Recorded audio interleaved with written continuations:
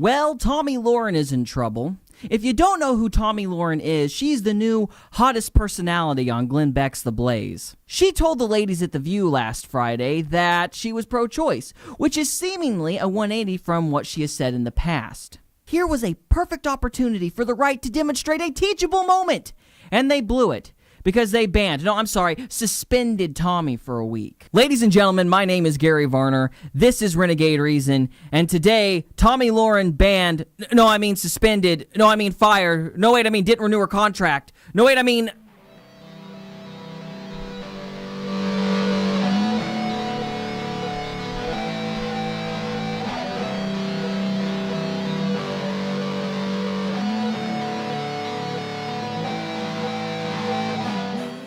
You call yourself a conservative Republican and a constitutional conservative, but you also consider yourself pro-choice, which is interesting to me because 68% of conservative Republicans think that abortion should be illegal across the board. No, I'm pro-choice, and here's why. I am a constitutional, someone that loves the Constitution. I am someone that's for limited government, and so I can't sit here and be a hypocrite and say I'm for limited government, but I think that the government should decide what women do with their bodies. I can sit here and say that as a Republican, and I can say, you know what, I'm for limited government, so stay out of my guns, and you can stay out of my body as well. So I think it's... You need to go out and speak to women about that. I do every day. Republican women. I do every day. Okay. And I get a lot of attacks from conservative women as well. Yeah. I think it's unusual. Equal hate from all sides for me. You don't have any problem. So let's get into it. First of all, this is not a very good argument. It shows that she has little to no understanding of the Constitution. To say that we should accept the notion of pro-choice because the government has no right to tell people what to do whatsoever shows that she does not have an understanding of inherent human rights. The basis of the Constitution is the Bible. And the Bible, although it doesn't directly say you have rights, it strongly implies you have rights in things like the Ten Commandments. So, for example, a person should not covet because every person has a right to property. And a person should not murder because every person has a right to life. Given this knowledge, if someone attempts to pursue their own happiness, as it were, at the expense of somebody else's right, it's a crime. So, a bank robber is breaking the law because he is pursuing his own happiness, as it were, which is a human right, at the expense of somebody else's right to property. Same thing with murder. If somebody tries to kill somebody, they're committing a crime because they're violating that person's right to life. This is why the question of life is so important. Not necessarily the question of when life begins, because that only creates a measuring stick that the government can hijack, but the question of whether or not life is an inherent right given to every human.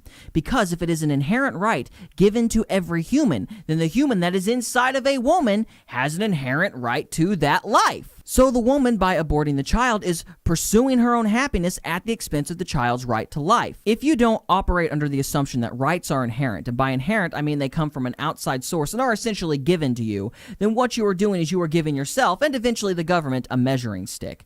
Now, Glenn Beck did a good job refuting her arguments by showing a few quotes from the founders. The founders wrote endlessly about things that they wanted to change about British common law. Comparatively, they didn't talk about abortion often, but they did talk about it. And that's because abortion was already illegal under British common law. The context of the comments made in the era shows this really clearly.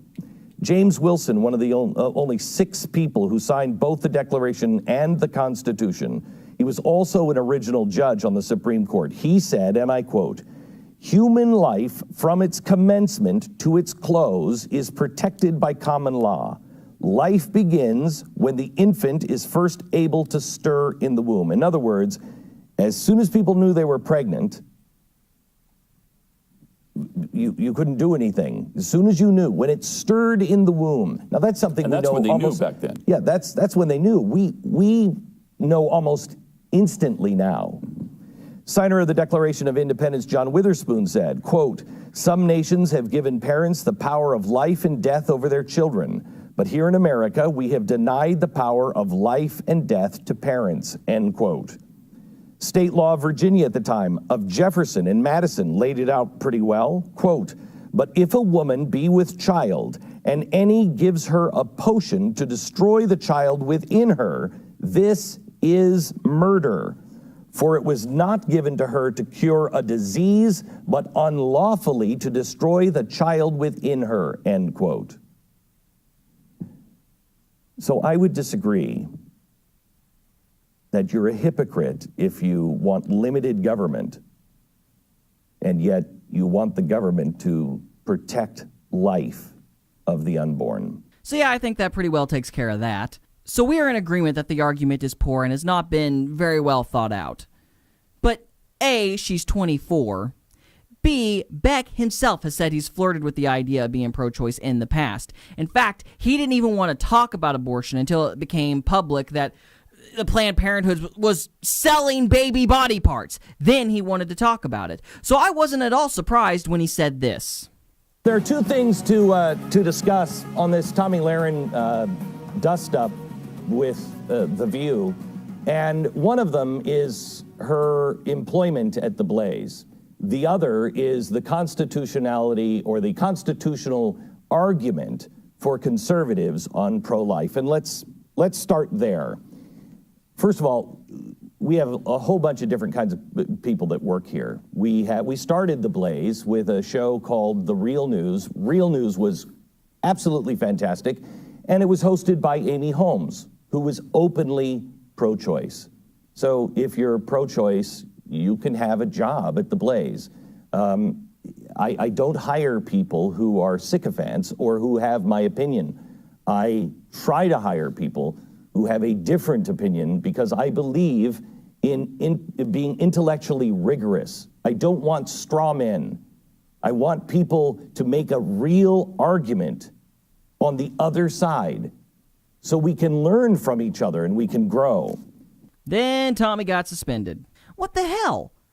Now, to be fair, Glenn Beck did say that the ultimate decision was going to be left up to the board at the Blaze. But whether Glenn Beck wants to admit it or not, the Blaze is an extension of him and his brand. So he should have been a little more blunt about what he felt needed to be done. Now, I have to say, I am a really big fan of Glenn Beck. In fact, he's the one that inspired me to really study the founders in the first place. But I find this to be really disappointing. Now, I don't know what the real reason for all of this is because there are a lot of rumors floating around that there's been some tension between Tomi and pretty much everybody else at the Blaze for a long time.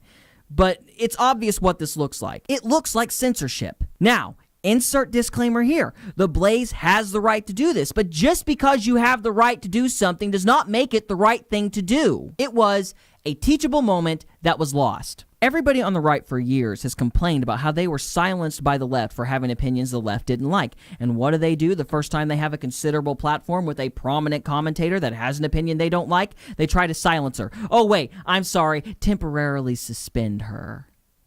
Let's not be coy here. This suspension is to discuss Tomi's future at the Blaze, a discussion that they should not even be having in the first place. If she wants to leave at the end of her contract, that's fine, but you signed a contract too, and to want to change that contract just because she and consequently you are now getting crap for her ideas is cowardly because A, she's 24, and her opinions are liable to change.